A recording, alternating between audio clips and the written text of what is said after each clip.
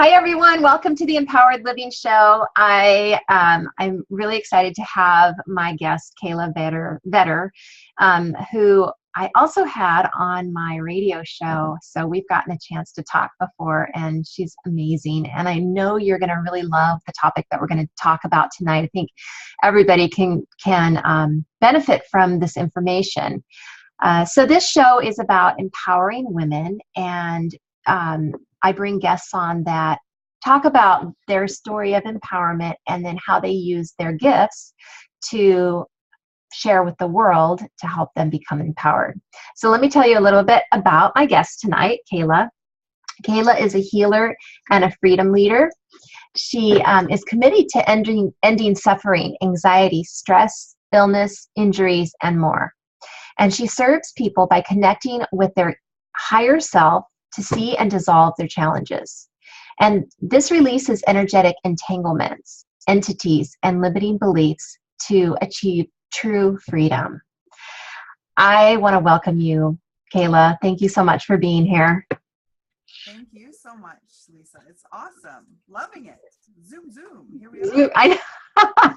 Zoom, zoom. Do you remember that I don't know if they had it in Canada, but there used to be a TV show called Zoom for kids. Oh, yeah. Remember that? They wore striped, I'm going to remember that. Zoom, zoom. Now I think about that Zoom, zoom commercial about the car. Oh.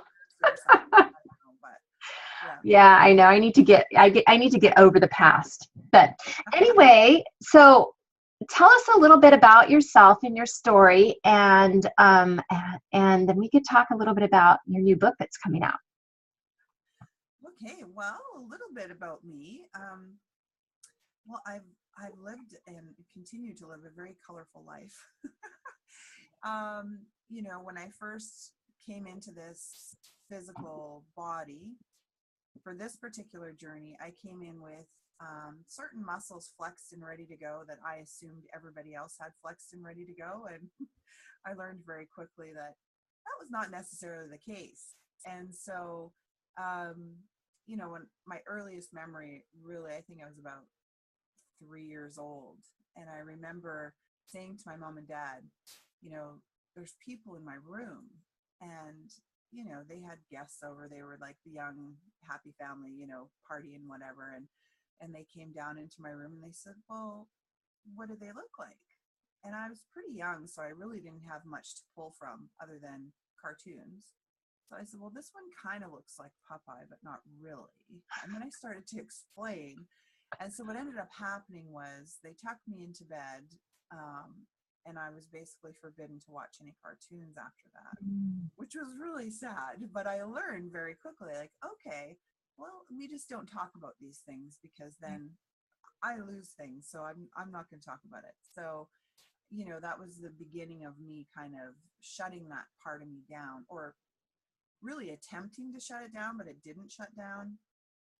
I can remember saying, I didn't want to see anymore. And so voila, the universe, takes its order from the kitchen, and I couldn't see anymore, but I could sure sense it all, which was kind of silly because it's like putting a blindfold on and walking through a haunted house, it's worse. So eventually, I decided to own who I am, what I am, and it's been a process and a journey, and recognizing that we all have amazing gifts and they're not going to be the same.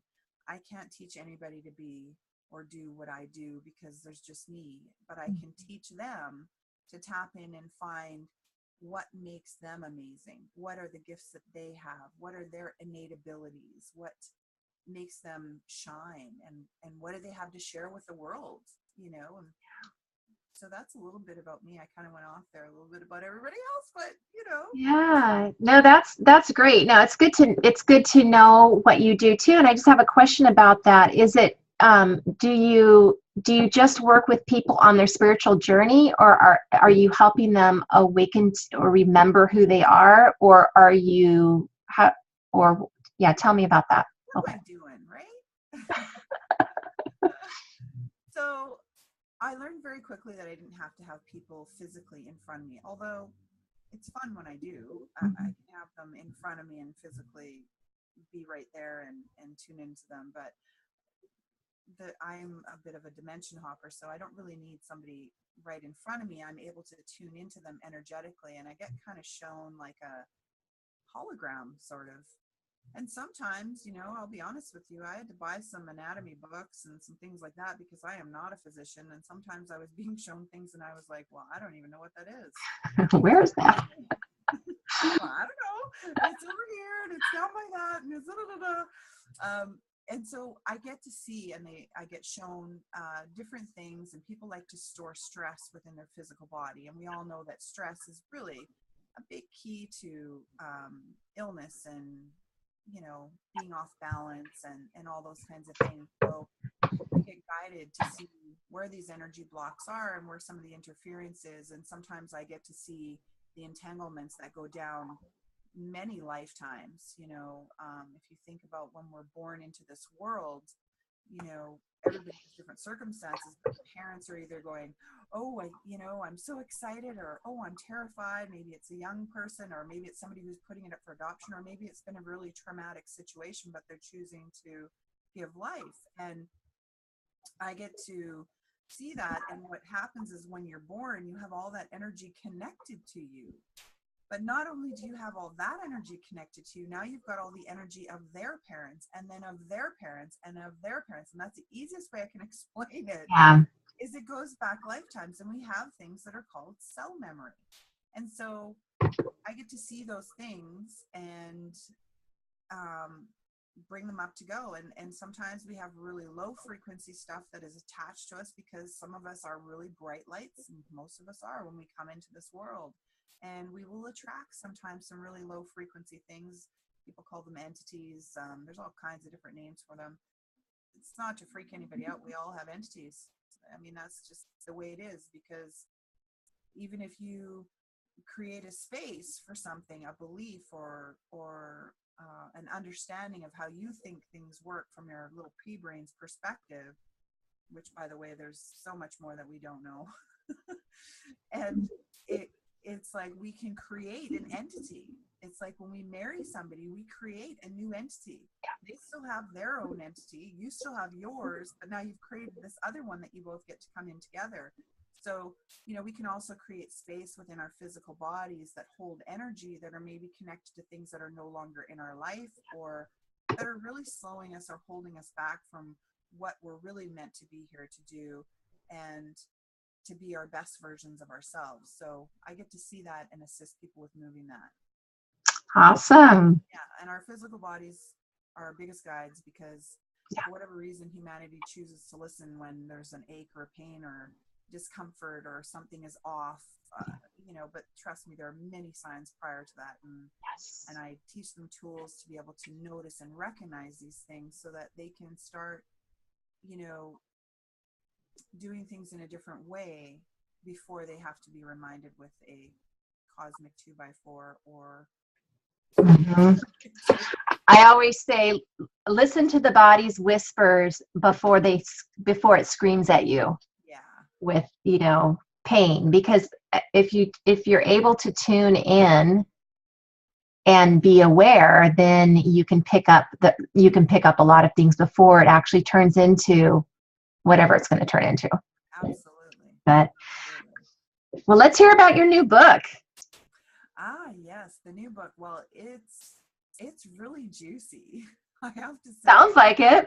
It's been a lot of work, and basically the book is about events and things that have happened in my life, and I tried to pull ones that other people would be able to relate to, that are maybe going on in their life or have happened in their life, and I just shared some tools and ways for them to assist themselves to maybe get through some difficult processes in their life.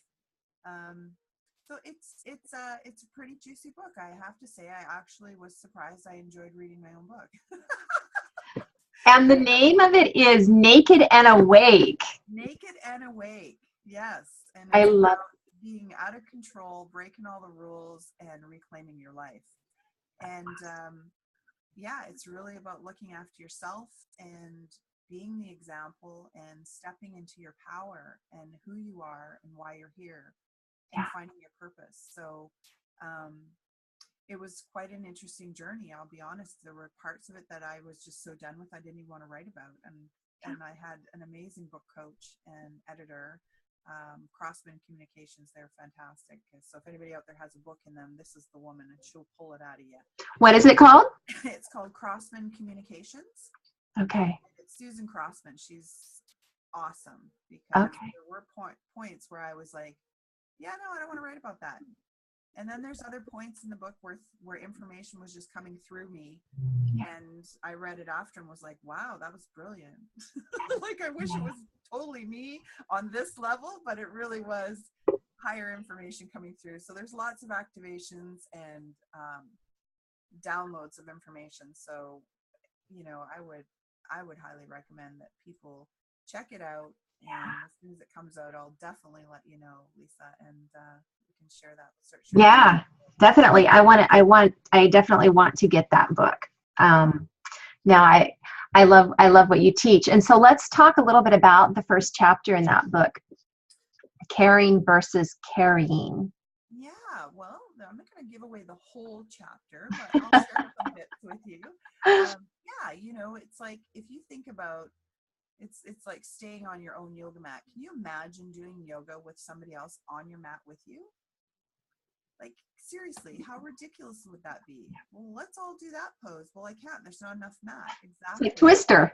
Yeah, it'd be like Twister, but a really small Twister mat. So, you know, carrying versus caring is something that we all do, and we do it from such a place of love and compassion. But there are some differences, you know, between caring for somebody and carrying somebody. So I would have to say, you know, I ask people what are their definitions of caring? How do you care for someone? And I can share with you my definition. For me, it's, you know, when you care for someone, it's just loving them up, and maybe even witnessing and experiencing to a certain point where they're at or what's going on for them, and not so much taking it on, but just being empathetic and compassionate and just being there for them and loving them. You don't have to take it on. And then when you carry, it's like you are diving into their business. You know, you are like going in there, and you're trying to give them the best advice to navigate through their journey. And it's, the thing is, it's their journey. You have no idea how to navigate through their journey. And although you're doing it from such a loving place, it's like, yes, but this is where they're at on their journey. And when you're carrying them, it's like you're trying to fix them, and you're trying to say, okay, but wait. If you do this, this, and this, and like, I'm telling you, parents have got this down to a flippin' art. I'm a parent. Trust me, I am like everybody else. I have to catch myself and go, okay, wait a minute. Yeah. I don't need to carry them. There's something in this for them. So when we're carrying people, it gets heavy, you know? It can be very heavy. Yeah. So yeah, it's letting people work through their own stuff. It's like, you know, it's my son. I told him, I love you, but after the beginning of the year, you're on your own, honey. You've got all the tools you need.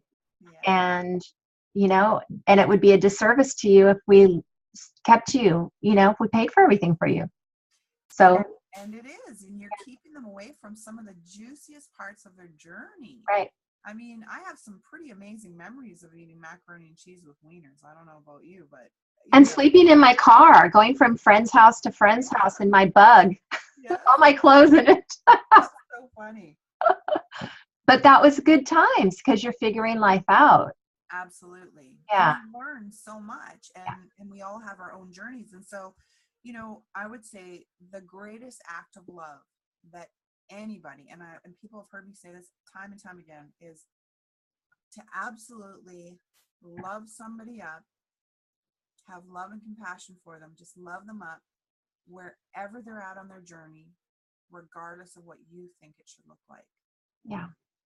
So And I think that gets really hard when it's within the family, because you feel a sense of responsibility to, because they're connected to you, right? So it's like, wait a minute, you're different than me. You're handling this different than me. It's, you're reflecting on me. It's like, it's a reflection on me. And so we want to fix it. yes. And it took me a long time, like 50 years to realize that um, fixing's not the way. And when you don't have to have that responsibility of fixing, it's like, oh, I don't have to do that. Yeah. Well, and the other part of that too is, and it's a quick reminder, people can remind themselves of this is, nobody's broken and nobody needs to be fixed. Even when they're experiencing illness, it's like there are people that are maybe ready to transition over. And the point of it is to really fill them with as much vitality and wellness and completion, full circling, whatever it is they need to do before they transition. Yeah. So, nobody's broken, nobody needs to be fixed. And it is just a little wee bit arrogant. And I kind of got this one day and I was like, oh, it was a really moment, not an aha moment, like a Oh. What I realized was, in trying to be the best person I could be, whether it's a friend or a wife or a mom or whatever, there are moments where you go, okay, so wait a minute. If I'm trying to do this for you and I'm trying to tell you how to do it, how to fix it, how to change it, how to get past this experience, then I must on some level think I have a much better connection to source than you do. Yeah. But the reality is we all have the same connection to source. And if I'm stepping in, it's kind of like, well, do you know what's right for this person? Because they're not the same journey, right? Right. So it really is just about loving them up. Yeah. Go on and on about all that. But I mean, yeah, the bottom line is just to remind yourself that it's their journey. And, something that some people will say, okay, well, how do I know if I'm carrying someone? How do I know that? Well, there's a few, and I'm sure we could all come up with a bazillion, but I'll just share a few. If you're sitting there and someone's trying to get these specific results, are they trying to get the results for themselves, or are they trying to get the results for somebody else because it's what somebody else wants? That's a big one. Yeah.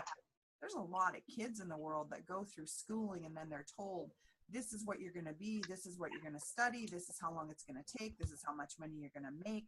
And in doing that, creating that structure, and I get it, we want the best for our kids, but maybe that's not what they want. Yeah. They're not going to say it. So they're going to try and achieve all this to try and please you. And then they get this degree and they've got this job, and now they've got a limit on how much money they can make because their parents said this is what it is. And they took it on, and now they've got this belief. And then it's like, okay, and they're still not happy. Well, why aren't they happy? Maybe they're not doing what they're really here to do. And then it takes them 50 years to figure out. Right? Sometimes it does, and that's okay. Well, and I think the kids nowadays are really a lot more enlightened, I guess. They know that they know to follow their feelings a little bit more than I think our generation, maybe. So yeah. And the other question to ask is, do they even want your assistance? Right. Check yourself. You're offering somebody assistance. Do they even want it? Or are they just wanting to have a vent? Like men, and I'm not being, mean to men or anything, but most people will agree, my husband does, is he'll say, if you're venting and you're saying, oh, blah, blah, blah, blah, blah, blah, and then he's like, and you can see his wheels turning like, oh God, how can I fix this? What can I do? They want to fix it. Yes. And it's like, well, there's nothing to fix. Right. It's broken. Everything's happening for you, not to you. Yes. You're going to get through this, and you're going to come out better for it. So, yeah. There's that. Yeah, and it is because they want to. That's their way of taking care of, right? That's what they feel is their responsibility to take care of when when we're unhappy or when we're complaining or when we're, venting. Yeah. Absolutely. And women, and women and men, humanity, basically, if there's tragedy in the world, Mhm. a lot of people are very clairsensious, which means they sense things, they feel things, and they're beyond compassionate. But in those moments, like we've had some tragedies happen here in our little community, which is not that little, but it seems little to me because I'm here. But and I was watching some of the comments that people were making, and one of the comments that I read was this person, bless her heart, she was really feeling compassion for the parents of the kids that were involved in this tragedy, and to the point of taking it on and explaining how she's taking it on, and that she's imagining her kids and da da da da da, and she's taken on all this sorrow and has sent her into a tailspin of grief and so on and so forth. And it's like, okay, so I understand that you're compassionate, but just pull back on the reins a little bit. Whose journey is this? And are we assisting when we go into this space of carrying somebody else's experience? We're not assisting them. No. We're actually holding them in that space. We are anchoring in that tragedy for them, that they may not even be experiencing how you are. Right. It's Yeah. like, so really, what can we do? When you catch yourself doing that, it's really about going, okay, I'm totally safe, I'm totally loved, I am totally supported. Everything is okay. How can I assist the situation? Simply send them love and peace, and picture them in vitality and well-being, and be in a place of love, not carrying. When you are, imagining them, yes, imagine them going through their grief, but you don't have to dive right in and create this tragedy that doesn't even exist. Do you know what I mean? I hope I'm Yeah, no, I getting that down right. So everybody no, else. I totally get that. Yeah, it feeds it. It feeds yeah. It anchors it in. It gets them stuck because our thoughts and our energy are very powerful. We are all amazing, powerful creators. So, if we picture people suffering, it actually just holds them in that space. Mm-hmm. And it's no different than, if we're carrying somebody and we're wanting to assist them, we're actually kind of saying to them, I don't really think you can do this. So I better step in. And, I can do it better. yep, I've got it. And, one of the questions I get too, is it ever okay, to carry someone? Yeah. And I say to them, we, like you said, families, it can be very entangled. And I'm actually working with an entire family right now, and they're all peppered all over the place. And it's amazing the shifts and changes that are happening. But what it is it's like, it's not something to get rid of. It's not something to judge. It's just something to become aware of so that you can do it less and less. Because of course, we're humans. We're here, these beautiful spiritual beings having an experience in a physical body. And we've got a lot of density here. So yeah, for sure, you're going to have that experience. Yeah. But, it's just something to notice and become aware of and do less and less of it. That's awesome. Gosh, I could go on and on and on, but I want to give you time to talk about your free gift. Ah, yes, the free gift. Everybody loves a free gift. Everybody loves a free gift. Yeah. Almost Christmas. Uh, I'm just kidding. It's not even close, is it? it's not. It's not. So a great gift is if you go to www.freedom21.ca, you can sign up for the e-news, and you will get 21 days of morning and evening meditations. They're very short. They're easy to do. You don't have to be a meditation guru. You can sit back and listen to it. You can follow along, or you can just allow yourself to drift off. You can't get it wrong. So I would highly recommend that people take advantage of that, because I don't know how much longer that's what the free gift is going to be.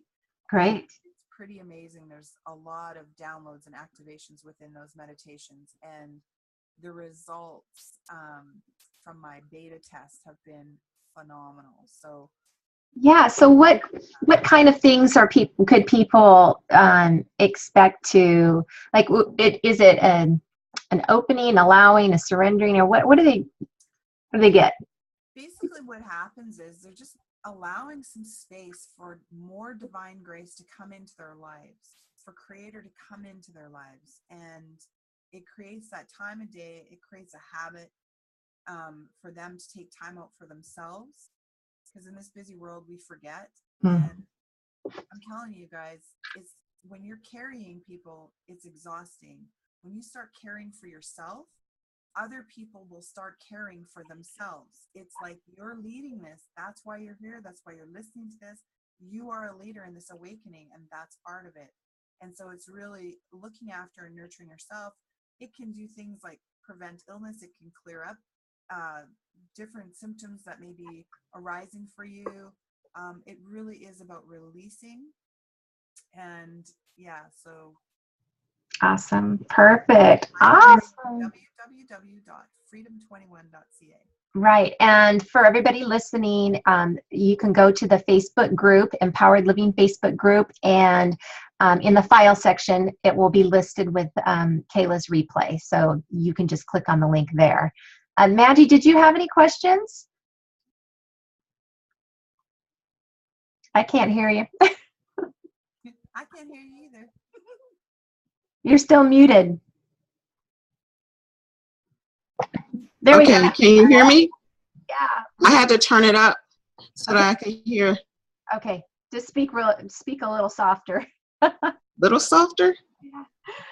That's nice. Yeah, go for it. What questions do you have? Can you hear me? Yeah. Yeah, I just want to thank her for her valuable information and everything to get people out. Yeah, I just want to thank you. No questions. I think she answered everything. Yes. Awesome. Thank you so much. I appreciate that. And I appreciate you. I feel like it's so low. You feel what? She said maybe it's just maybe it's my volume. I don't know. Can you hear Turn yours up. Mine's up. Yeah. Anyway, I can hear both of you girls. Okay. Well, thank you. So much for your comments. Great job. Yes, thank you so much, Kayla. Thanks for coming on and just kind of rolling with it. I appreciate that too. Awesome. And I know I can see the countdown. It's telling us how much time we have left. So I do want to share one more thing. Do I have time? Yes. Do I have time, Lisa? Yes, I think you have like 2 minutes. Okay, cool. So just to put it out there for everybody, I know a lot of people like to worry, and I just want to share this with you. Worrying is like praying for what you don't want.